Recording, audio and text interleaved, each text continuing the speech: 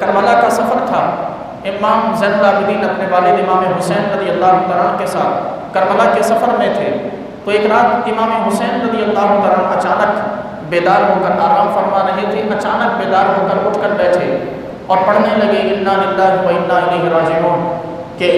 تمام لوگوں نے ہم نے اللہ کی جانب ہی لوٹنا ہے، ہم اللہ کے لیے ہی ہیں۔ حضرت امام زین العابدین اپنے والد کو جب اس طرح چونک کر اٹھتے اور یہ آیت کریمہ کا ورد کرتے دیکھتے ہیں تو امام زین العابدین رضی اللہ تعالیٰ اپنے والد سے یہ سوال کرتے ہیں، یا ابتی جعلت فداک، اے میرے والد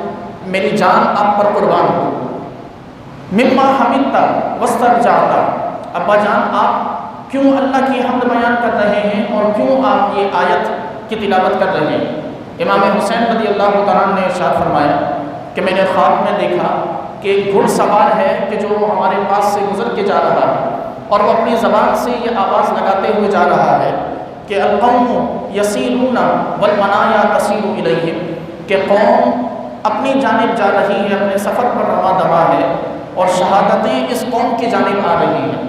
اور فرمانے لگے کہ مجھے یہ لگتا ہے کہ اس آیت سے ہم مراد ہیں کہ ہم شہید ہونے والے ہیں۔ اب کوئی اور یہاں اولاد ہو تو وہ خوف اور ہراس کی وجہ سے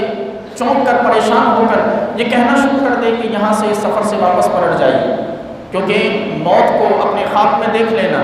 اور یہ طے ہو جانا کہ آگے موت ہے، یہاں بڑی بڑی ہمت والوں کی ہمتیں جواب دے جاتی ہیں۔ لوگ اپنے راستے بدل لیا کرتے ہیں اگر انہیں راستے کے خطرات کا پتہ چل جائے، انہیں محسوس ہو جائے کہ راستے میں موت یقینی ہے تو وہ اس راستے پر زندگی بھر کبھی سفر نہ کریں۔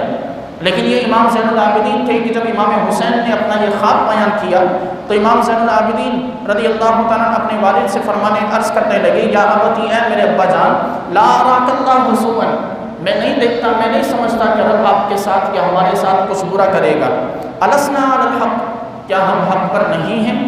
امام حسین رضی اللہ تعالیٰ نے ارشاد فرمایا، بلا والذی یرجع الیہ العباد، کہ ہاں کیوں نہیں، قسم اس ذات کی کہ جس کی طرف اس کے بندوں کو لوٹ کے جانا ہے، ہم حق پر ہیں۔ امام زین العابدین نے فرمایا، اذن لا نبالی ان نموت محققین، جب ہم حق پر ہیں تو پھر پرواہ کیسی، جب ہم حق پر ہیں تو پھر کیسی پرواہ، پھر اسی حق پر ہی شہید ہو جائیں اور اسی حق پر ہمیں موت آ جائے تو ہمارے لیے اس سے بڑھ کر اعزاز کیا ہو۔ یہ امام زین العابدین تھے کہ جو اپنے والد سے کلام کر رہے ہیں، یہاں باپ اور بیٹے کو کسی خطرے کی ہلکی سی بو بھی آ جائے تو دونوں کے اوسان ختم ہو جاتے ہیں۔ اولاد اپنے باپ کو اس راستے پر جانے سے روکتی ہے، باپ اپنی اولاد کو بچانے کی فکر کرتے ہوئے راستے بدل دیتا ہے، لیکن قربان جائیں اس باپ اور اس بیٹے پر کہ ان کا آپس میں مکالمہ کیا ہے کہ امام حسین یقینی موت کی خبر دے رہے ہیں اور بتا رہے ہیں کہ شہادت ہمارا مقدر ہے، اور بیٹا کہتا ہے کہ جب ہم حق پر ہیں تو پھر موت کی پرواہ کیسے، جب ہم حق پر ہیں تو پھر کیسی موت کی پرواہ۔ یہ وہ سبق تھا کہ جو امام زین العابدین نے اپنے بعد والوں کو اپنے اس مکالمے کے ذریعے عطا فرمایا،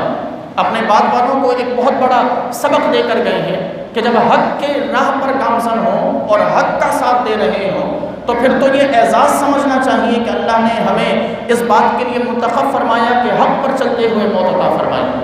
پھر تو اس بات کو اپنے لیے فخر سمجھنا چاہیے کہ رب نے حق کی راہ میں ہمیں موت اور شہادت عطا فرمائی، پھر حق کی راہ پر چلتے ہوئے موت سے ڈرنا کیسا۔